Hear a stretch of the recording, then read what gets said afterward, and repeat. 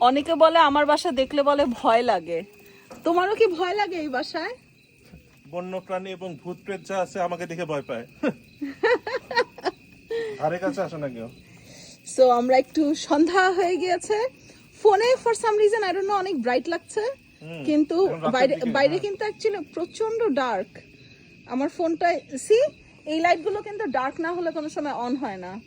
For some reason maybe iPhone is very good, I don't know Y, but অনেক bright লাগছে।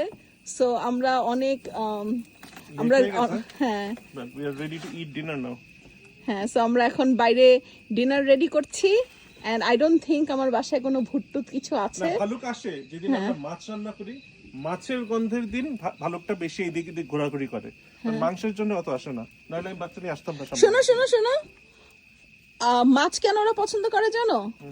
আমাদের বাংলাদেশি মাছের যেই ওই যে হলুদ মরিচের ফ্লেভারের গন্ধটা আসে, আশেপাশের বাসার মাছ রান্না করলে কিন্তু আসে না। সেটাই, আর হচ্ছে যে কিচেনের বাইরে করতে হয় না, কিচেনে রান্না করলে কিন্তু ওরা আসে যায়। ইন শর্ট, আমাদের বাসায় কোনো ভয়ঙ্কর কিছু নাই, আমরা সন্ধ্যার পরেও গ্রিল করি, সো দ্যাট মিনস অনেক সেফ। হাত দাও তো, আমি